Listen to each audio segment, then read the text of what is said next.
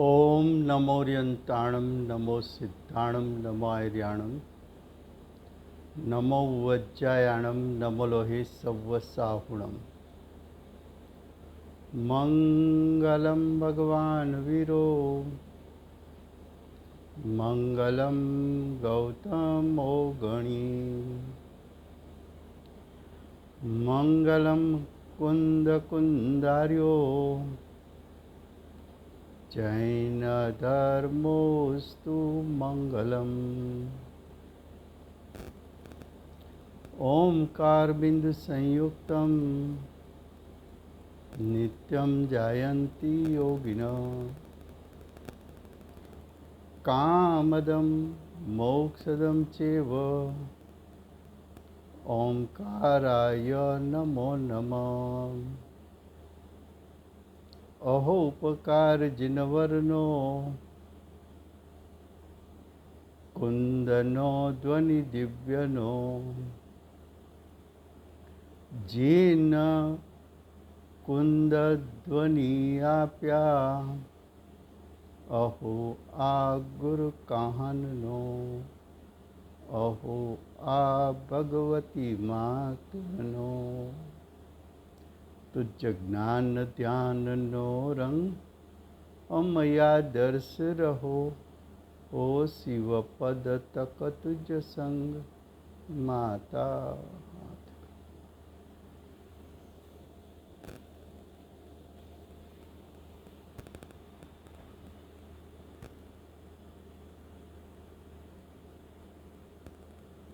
આ અષ્ટપાહુર નામનું પરમ અધ્યાત્મ શાસ્ત્ર છે. એમાં મોક્ષ પાહુડ ચાલે છે. મોક્ષ પાહુડનો વિષય છે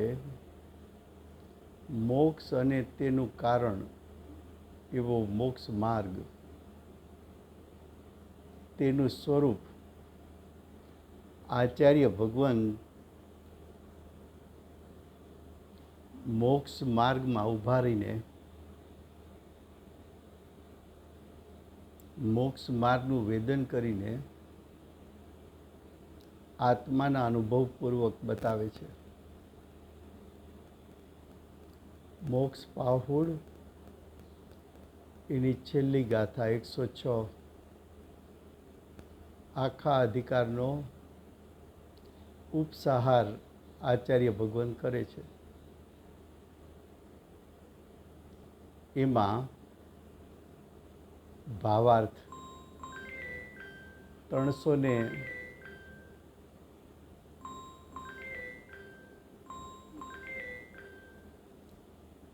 પેજ નંબર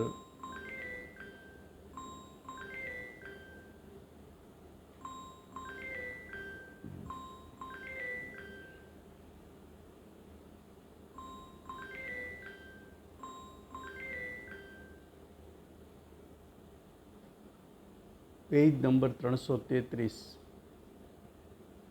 ભાવાર્થ. અત્યારે એટલે કે આ પંચમ કાળમાં દ્રવ્ય ક્ષેત્ર કાળભાવની સામગ્રીનું નિમિત્ત નથી. શું કહ્યું? સ્વરૂપ અનુસંધાન કરવું હોય તો તીર્થંકરના દ્રવ્ય, ગણધરના દ્રવ્ય, સાક્ષાત મુનિરાજ એની સામગ્રીનું નિમિત્ત નથી.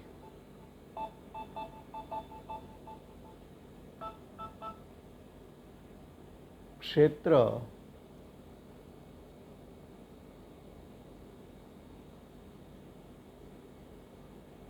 મહાવિદ્ય ક્ષેત્ર જેવું ક્ષેત્ર, એવી ક્ષેત્રરૂપ यहाँ સામગ્રી નથી. કાળ, ચોથા કાળ જેવો કાળ નથી. અને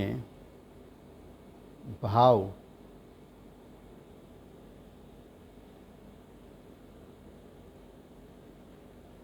એની સામગ્રીનું નિમિત્ત નથી. સાક્ષાત મુનિરાજ હોય તો એના ભાવમાં પ્રમત અપ્રમત દશા છે, વૈરાગવન દશા છે. એવા ભાવનું આપણને નિમિત્ત મળે અને આપણે સમ્યક દર્શન જ્ઞાન ચારિત્ર પ્રગટ કરીએ એવું વર્તમાનમાં પંચમ કાળમાં દ્રવ્ય ક્ષેત્ર કાળ ભાવના નિમિત્તો નથી. તેથી તદ્ભવ મોક્ષ નથી. આ પંચમ કાળે મનુષ્ય દેહ મળ્યો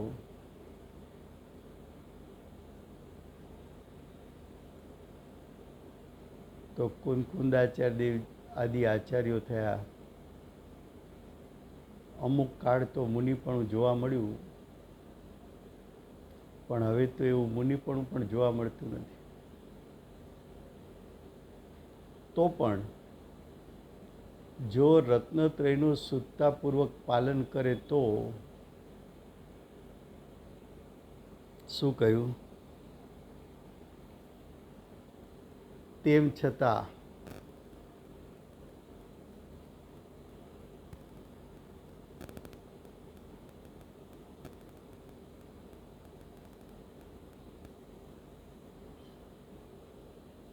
રત્નત્રયનું સમ્યક દર્શન જ્ઞાન ચારિત્રનું શુદ્ધતાપૂર્વક એટલે ઉપયોગાત્મક પૂર્વક પાલન કરે તો અહીંથી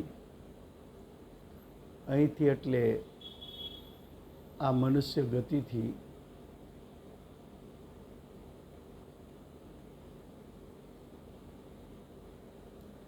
દેવ પર્યાય પામીને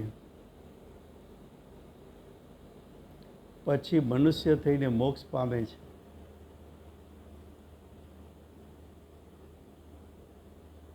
વર્તમાન કાળના સર્વોત્કૃષ્ટ આચાર્ય કુંકુંદાચાર્ય દેવ, કુંકુંદાચાર્ય દેવ આદિ આચાર્યો અહીંથી દેહ પરિવર્તન કરી દેવલોકમાં ગયા. દેવલોકમાંથી ફરી પાછા મનુષ્ય તરીકે જન્મશે અને મોક્ષ પામશે. તેથી એવો ઉપદેશ છે કે જેમ બને તેમ રત્નત્રયની પ્રાપ્તિનો ઉપાય કરવો. રત્નત્રયની પ્રાપ્તિ એનો ઉપાય શું છે? રત્નત્રયની પ્રાપ્તિનો ઉપાય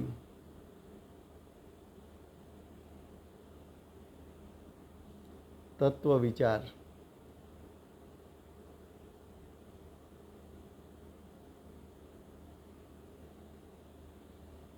આવા કઠિન કાળમાં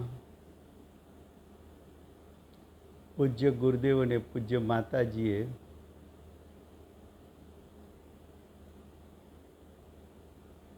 તત્વનું ચિંતન મનન કરી પોતાના પુરુષાર્થને વેગ આપી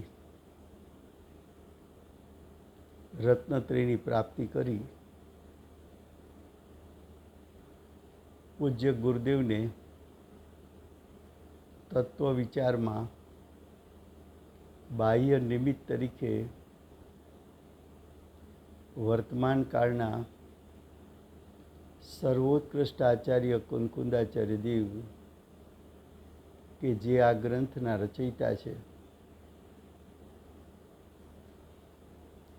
તેમને કરેલી રચનાનું સર્વોત્કૃષ્ટ આગમ સમયસાર એના નિમિત્તે ચિંતન મનન કરતા રત્નત્રયની પ્રાપ્તિ થઈ. પૂજ્ય માતાજી ગુરુદેવની વાણી સાંભળીને એમનું ચિંતન મનન કરતા રત્નત્રયની પ્રાપ્તિ કરી તો તારા માટે વર્તમાનમાં સમયસાર જેવા આગમો વિદ્યમાન છે. ગુરુદેવ અને માતાજીની વાણી વિદ્યમાન છે. એને નિમિત્ત બનાવીને રત્નત્રયની પ્રાપ્તિ કર. ભલે હજી એક ભવ સ્વર્ગમાં જવું પડે, ત્યાં જઈને ફરી પાછો મનુષ્ય થઈને મોક્ષની પ્રાપ્તિ કરી લે. આવો વર્તમાન કાળ જોઈને મોક્ષ માર્ગ માટે કુંદકુંદાચાર્ય દેવ ઉપદેશ આપે છે. હવે કે છે તેમાં પણ સમ્યક દર્શન પ્રધાન છે. તેમાં એટલે રત્નત્રયમાં. રત્નત્રયમાં સમ્યક દર્શન પ્રધાન છે. ચારિત્ર અધિકારમાં કહી ગયા હતા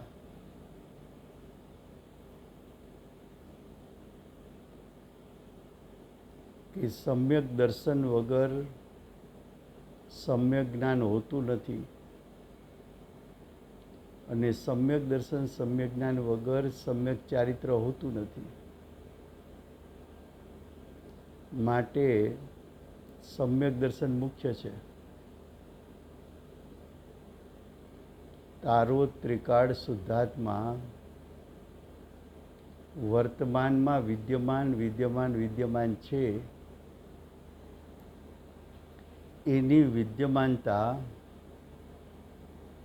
પ્રતીતમાં આવવી, અનુભવનમાં આવી. હું સિદ્ધ પદ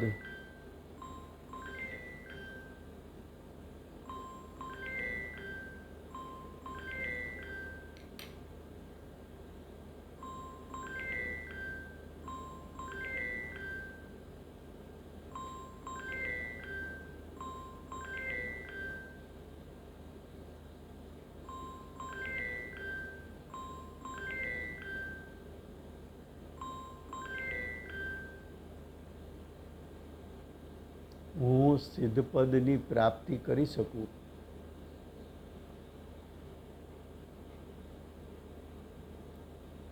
હું સિદ્ધ પદની પ્રાપ્તિ કરી શકું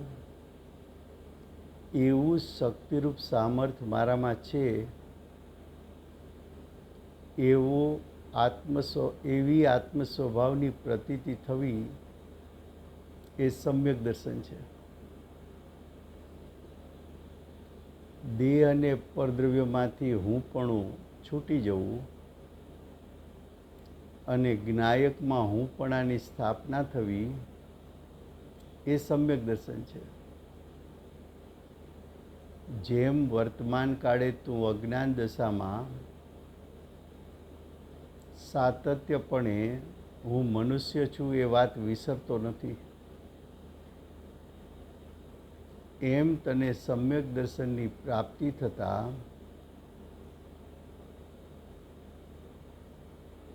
હું જ્ઞાયક છું એવી પ્રતીતિ નિર્વિકલ્પ દશા હો કે સવિકલ્પ દશા હો, એમાં એવી પ્રતીતિ છૂટી જતી નથી. એને આચાર્ય ભગવાન સમ્યક દર્શન કહે છે. તો કે છે તેમાં રત્નત્રયમાં પણ સમ્યક દર્શન છે. તેનો ઉપાય તો અવશ્ય કરવો જોઈએ. તત્વ વિચારથી સમ્યક દર્શન થાય છે, એમ ટોડરમલજીએ મોક્ષ માર્ગ પ્રકાશકમાં કહ્યું. શ્રીમદજીએ કહ્યું કર વિચાર તો પામ. જ્ઞાનીઓએ કહ્યું કે પ્રથમ શું કરવું, તો કે આત્માને ઓળખવો, આત્માના સ્વરૂપને ઓળખવું.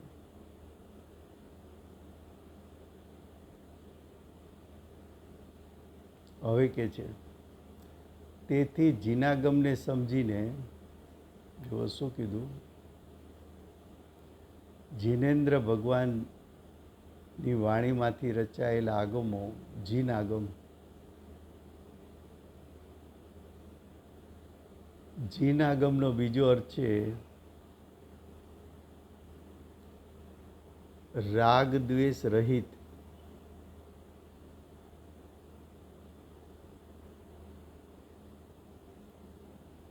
રાગ દ્વેષ રહિત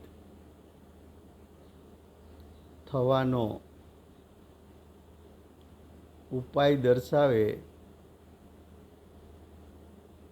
તેને આગમ કહ્યું છે.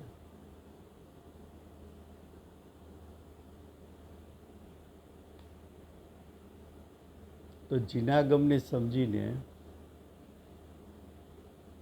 સમ્યક્ત્વનો ઉપાય અવશ્ય કરવા યોગ્ય છે.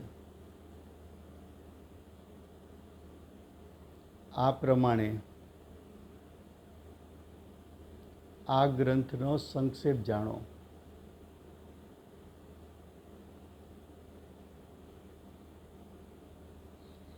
મોક્ષ પાહુડ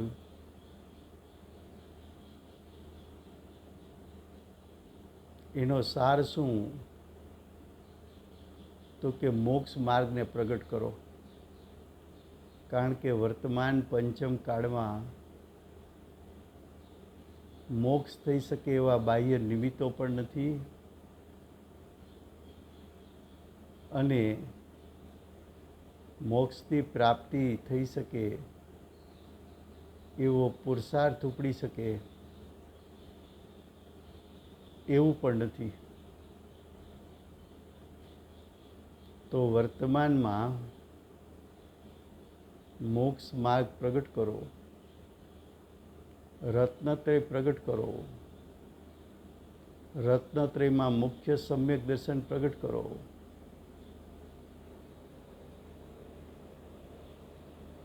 હવે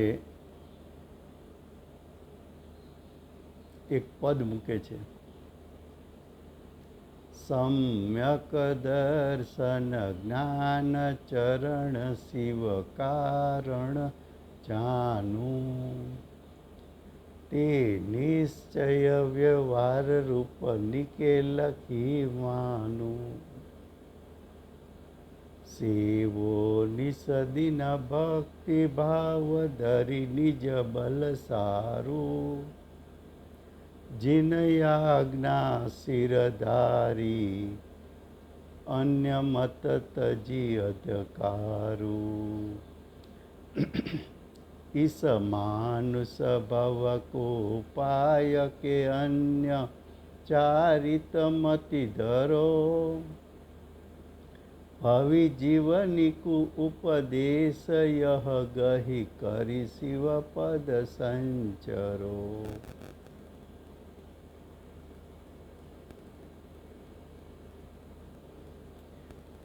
બુંદુ મંગલ રૂપ જે અર મંગલ કરતાર, પંચ પરમ ગુરુ પદ કમલ ગ્રંથ અતહિતકાર. અહીં કોઈ પૂછે છે કે ગ્રંથમાં ઘણી જગ્યાએ પાંચ નમોકારનો મહિમા ઘણો લખ્યો છે. મંગલ કાર્યમાં વિઘ્નને દૂર કરવા માટે તેમને જ મુખ્ય કયા છે, અને આમાં પંચ પરમેષ્ઠીને નમસ્કાર છે. તે પંચ પરમેષ્ઠીની પ્રધાનતા થઈ. પંચ પરમેષ્ઠીને પરમ ગુરુ કયા છે. તેમાં આ જ મંત્રનો મહિમા તથા મંગલરૂપપણું અને તેથી વિઘ્નનું નિવારણ, પંચ પરમેષ્ઠીનું પ્રધાનપણું અને ગુરુપણું તથા નમસ્કાર કરવા માટે યોગ્યપણું કઈ રીતે છે તે કહો. શું કહે છે?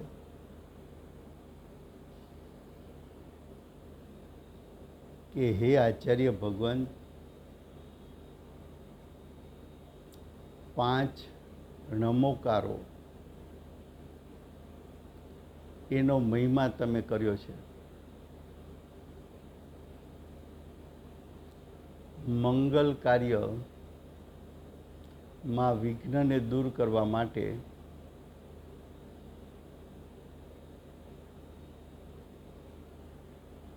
પંચ નમસ્કાર મંત્રને મુખ્ય કયો છે.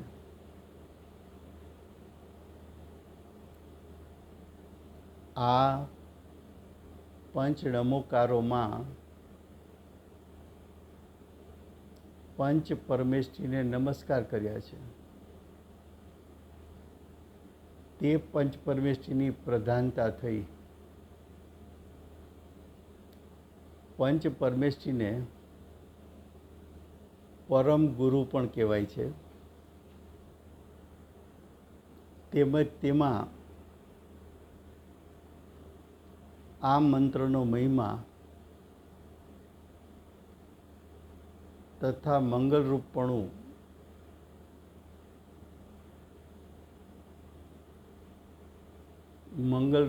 એટલે શુભાશુભ ભાવને ગાળનારું, વિઘ્નને હરનારું,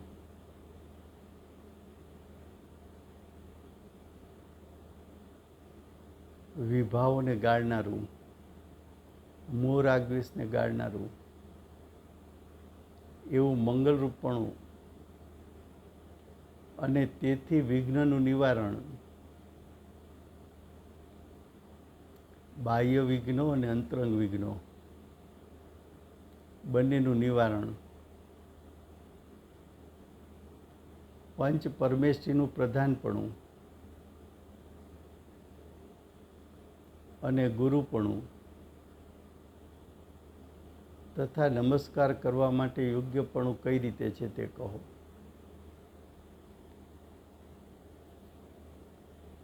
અર્યંત સિદ્ધ આચાર્ય ઉપાધ્યાય અને સાધુ એ 5ને પરમેષ્ઠી કહ્યા છે. એ 5ને મંગલરૂપ કહ્યા છે. કેમ? તો કે આચાર્ય ઉપાધ્યાય સાધુ મોક્ષ માર્ગ છે. અર્યંત પદ ભાવ મોક્ષ છે. સિદ્ધ પદ ભાવ મોક્ષ અને દ્રવ્ય મોક્ષ છે. તો મોક્ષ માર્ગ અને મોક્ષ બંને મંગલરૂપ છે. કારણ કે અતિન્દ્રિય જ્ઞાન અને અતિન્દ્રિય સુખને દેનારા છે.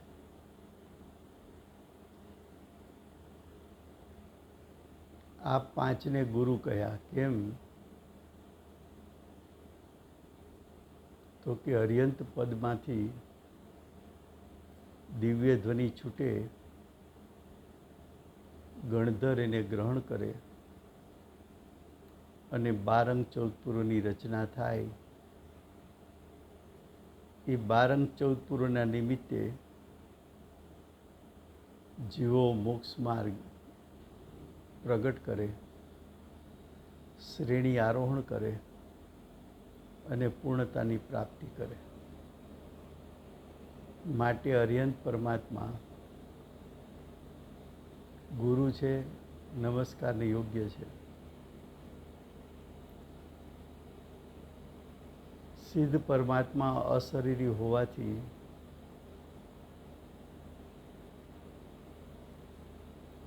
આત્માનું શરીર રહિતનું સ્વરૂપ સ્વભાવથી પરિપૂર્ણ શુદ્ધ અને પરિણામથી પણ પરિપૂર્ણ શુદ્ધ એવા સ્વરૂપનું ચિંતન કરતા જીવને પોતાનો સિદ્ધ સમાન આત્મા ગ્રહણ કરવાનો ભાવ ઉત્પન્ન થતો હોવાથી સિદ્ધ પરમાત્મા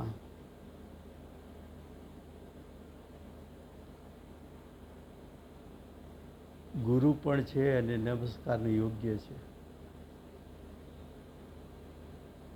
આચાર્ય, ઉપાધ્યાય, સાધુ ત્રણેય મોક્ષ માર્ગ છે. આચાર્ય, ઉપાધ્યાય, સાધુ કોઈ અપેક્ષાએ એટલે કે સાધુ અપેક્ષાએ સમાન છે. આચાર્યો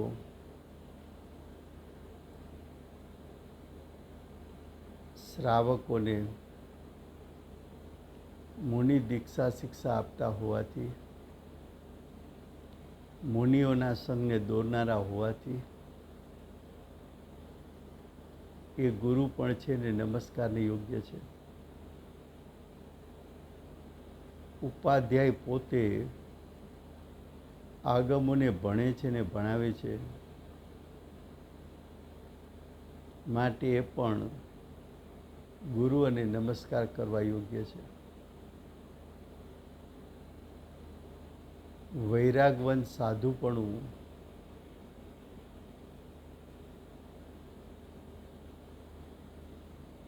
એમનું જીવન જોઈને બીજા જીવો પણ વૈરાગને પામે છે, માટે સાધુ પણ ગુરુ છે ને નમસ્કાર કરવા યોગ્ય છે. પાંચેય પરમેષ્ઠી જીવના પુણ્ય પાપ આશ્રવ બંધ ને ગાડી નાખવામાં નિમિત્ત હોવાથી મંગલકારી છે. પાંચેય પરમેષ્ઠીના નિમિત્તે જીવના મોહરાગ દ્વેષ નષ્ટ થતા હોવાથી મંગલરૂપ છે. એવો ભાવ એનું વર્ણન આગળ કરે છે કે શા માટે પંચ પરમેષ્ઠી ગુરુ પદે કહેવાય, શા માટે નમસ્કારને યોગ્ય છે, શા માટે મંગલરૂપ છે. તો તેના સમાધાન રૂપે કંઈક લખીએ છીએ. પ્રથમ તો પાંચ નમોકાર મંત્ર છે તેના 35 અક્ષર છે.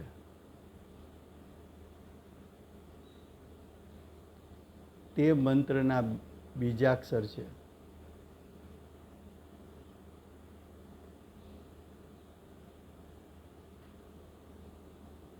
શું કહ્યું?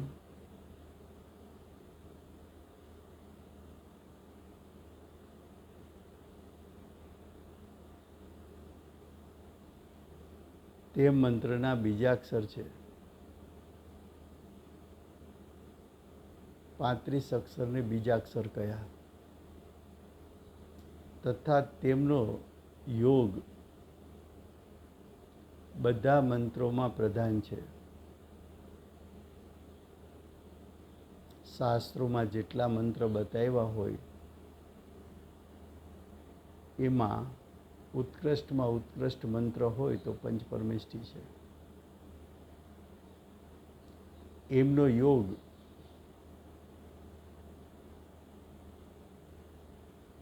એટલે કે એના સંસર્ગમાં આવવું એ મુખ્ય છે. વિશ્વમાં કોઈના સંસર્ગમાં આવવું હોય તો કોના સંસર્ગમાં આવવું? તો કે પંચ પરમેષ્ઠી.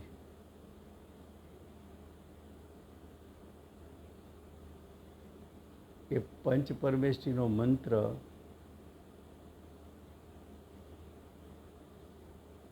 એનો યોગ કરવો, એની પ્રધાનતા જીવનમાં રાખવી. આ અક્ષરોનો ગુરુ આમનાઈથી શુદ્ધ ઉચ્ચારણ થાય તથા સાધન યથાર્થ હોય ત્યારે તે અક્ષર કાર્યમાં વિઘ્નને દૂર કરવામાં કારણ છે, તેથી મંગલરૂપ છે. શું કહ્યું?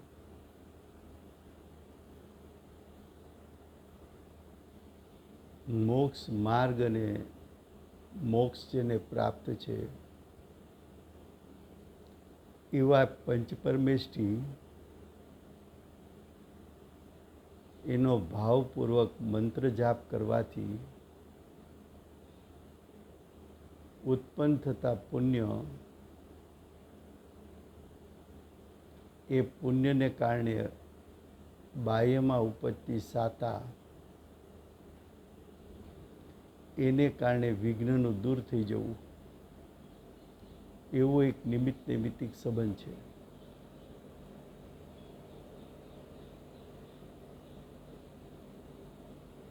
જે જીવ ભાવપૂર્વક પંચ પરમેષ્ઠીનો મંત્ર જાપ કરે છે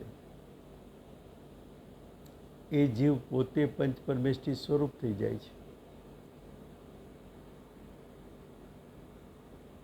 કેમ? તો હવે આગળ કહે છે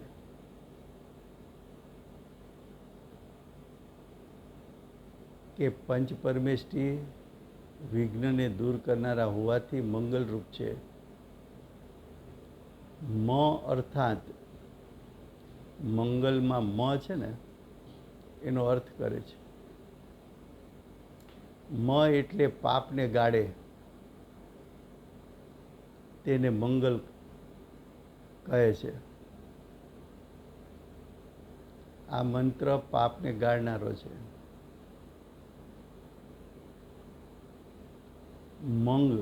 મંગલમાં મંગ શબ્દ છે એનો અર્થ સુખને લાવે છે. પાપ ગાળી નાખ્યું અને સુખનું સ્વાગત કર્યું.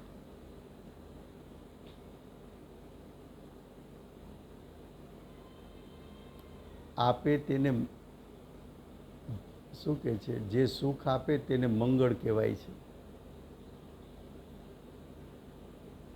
તો આ મંત્ર છે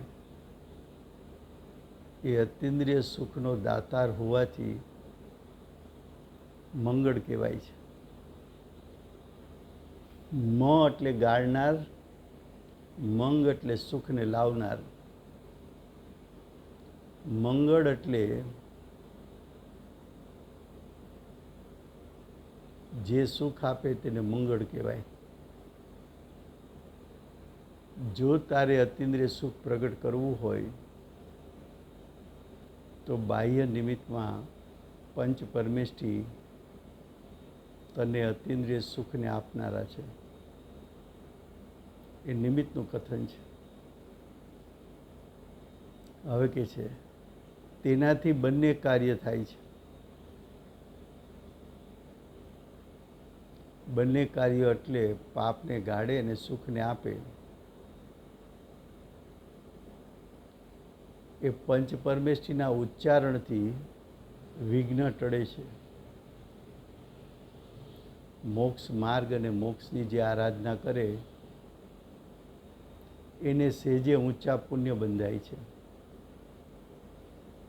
અને પુણ્યના ફળમાં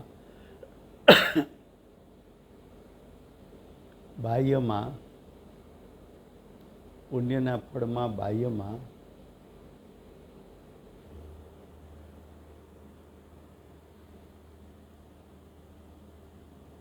અનુકૂળ સામગ્રી મળે છે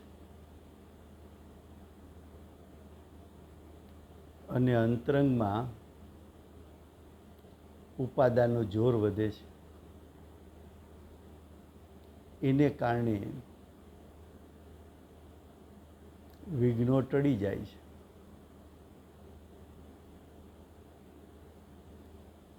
હવે એમ કે છે પંચ નમોકારો એનો અર્થ વિચારવાથી પણ સુખ થાય છે. અત્યારે આપણે આ સ્વાધ્યાય કરીએ છીએ તો આવો સ્વાધ્યાય કરવાથી કસાયો નો કસાયો શાંત પડી જાય, આકુળતાઓ શાંત પડી જાય. તો કે અર્થનો વિચાર કરવાથી સુખ થાય છે. નમોકાર મંત્રનો અર્થ વિચારવાથી સુખની પ્રાપ્તિ થાય છે. તેથી તેને મંત્રોમાં પ્રધાન કયો છે. અનેક પ્રકારના મંત્ર હોય, એ મંત્રમાં ઉત્કૃષ્ટમાં ઉત્કૃષ્ટ મંત્ર હોય તો આ નમોકાર મંત્ર છે. આ પ્રમાણે તો મંત્રનો આશ્રય અને મહિમા છે. આ મંત્રનો આશ્રય લેવા જેવો છે, કારણ કે મહિમાયુક્ત છે. હવે આગળ કહે છે, પંચ પરમેશ્વરીને નમસ્કાર આમાં છે. પંચ પરમેશ્વરી એટલે અરિહંત, સિદ્ધ, આચાર્ય, ઉપાધ્યાય અને સાધુ. તેનું સ્વરૂપ તો ગ્રંથમાં પ્રસિદ્ધ છે. ગ્રંથ એટલે આગમ.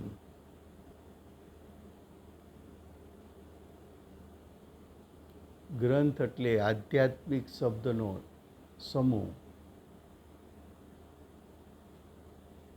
ગ્રંથ એટલે પાહુડ.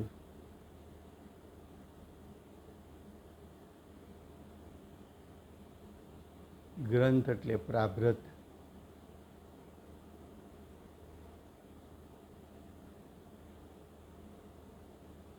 જ્ઞાની દ્વારા રચાયેલા શાસ્ત્રો એ ગ્રંથ છે. એ ગ્રંથનો અભ્યાસ કરવાથી ગ્રંથિ ભેદ થાય છે. ગ્રંથમાં પ્રસિદ્ધ છે, એમનું સ્વરૂપ ક્યાંથી વાંચવું, એનું સ્વરૂપ ક્યાંથી જાણવું? તો કે આગમોમાં જ્ઞાનીઓએ પંચ પરમેશ્વરીનું સ્વરૂપ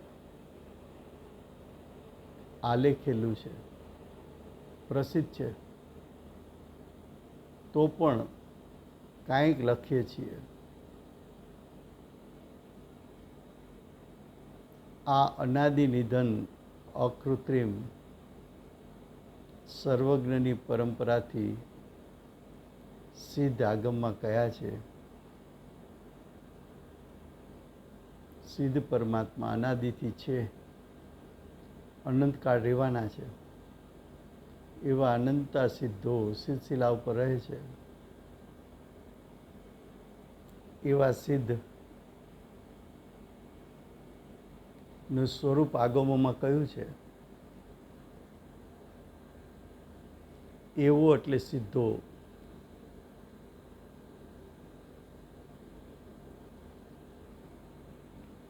સટ દ્રવ્ય સ્વરૂપ લોક છે, તેમાં જીવ અનંત આનંદ છે.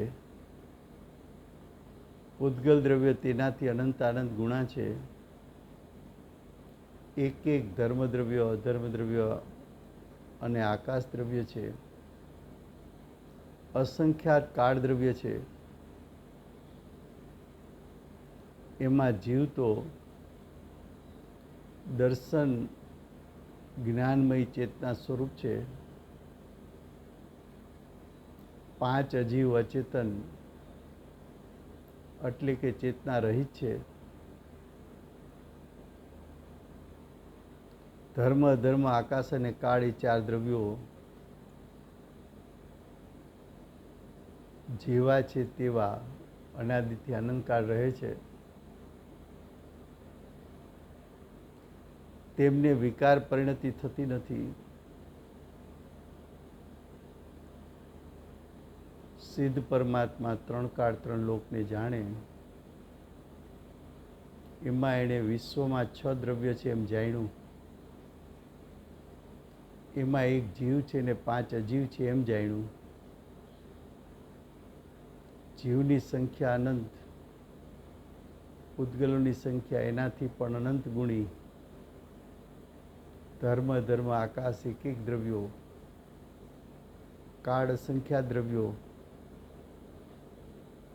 એમાંના ધર્મ અધર્મ આકાશ કાળ અનાદિથી અનંતકાળ, સ્વભાવથી શુદ્ધ, ગુણોથી શુદ્ધ અને પરિણામથી પણ ત્રણેય કાળ શુદ્ધ, એ ચાર દ્રવ્યો વિકારથી રહિત છે. જીવ પૂતગલ વચ્ચે પરસ્પર નિમિત્ત નૈમિત્તિક સંબંધ થવાથી વિભાવ પરિણામ ઉત્પન્ન થાય છે. પણ પૂતગલને સુખ નામનો ગુણ નહીં હોવાથી, પૂતગલ વિકારી થતું હોવા છતાં સુખ નામનો ગુણ નહીં હોવાથી એને સુખ દુઃખનું વેદન નથી. જીવ ચેતનવંતો છે એમને સુખ દુઃખનું વેદન છે. વિભાવ પરિણતિને કારણે દુઃખનું વેદન થાય છે અને વિભાવ પરિણતિ નાશ પામતા સુખનું વેદન થાય છે. એવું 6 દ્રવ્યોનું સ્વરૂપ સિદ્ધ પરમાત્માએ પોતાના કેવળ જ્ઞાન દ્વારા જાણ્યું છે. હવે આગળ કહે છે, જીવ અનંત આનંદ છે, તેમાં કેટલાક તો સંસારી છે, કેટલાક સંસારથી નિવૃત્ત થઈને સિદ્ધ થઈ ચૂક્યા છે. સંસારી જીવોમાં કેટલાક અભવ્ય છે,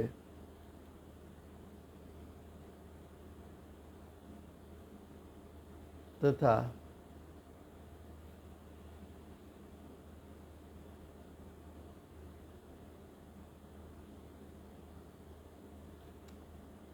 જે જીવો અભવ્ય સમાન છે એ બંને જાતિના જીવો સંસારથી ક્યારેય નિવૃત્ત થતા નથી.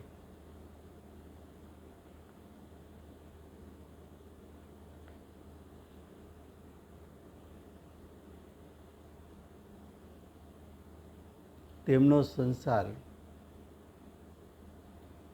તેમનો એટલે અભવ્યનો,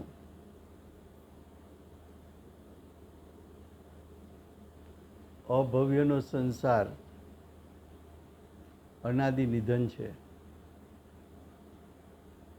કેટલાક ભવ્ય છે તે સંસારથી નિવૃત્ત થઈને સિદ્ધ થાય છે.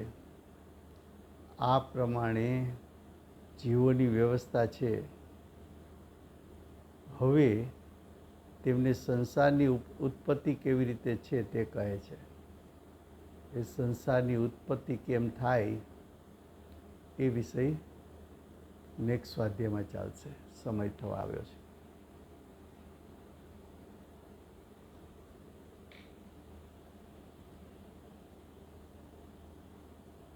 મહાવિદ્ય ક્ષેત્રમાં બિરાજમાન સાક્ષાત શ્રી સિમંદર ભગવાનનો જય હો. કળીકાળ સર્વજ્ઞ કુંકુંદાચાર્ય દેવનો જય હો. વર્તમાન ગુરુ અને ભાવિના તીર્થંકર પરમ કૃપાળુ શ્રી સદગુરુ દેવનો જય હો. વર્તમાન માતાજી અને ભવિષ્યના મુખ્ય ગણધર એવા પ્રસમમૂર્તિ ભગવતી માતનો જય હો. અષ્ટ જીનવાણી માતનો જય હો. પરમ દિગંબર જૈન ધર્મનો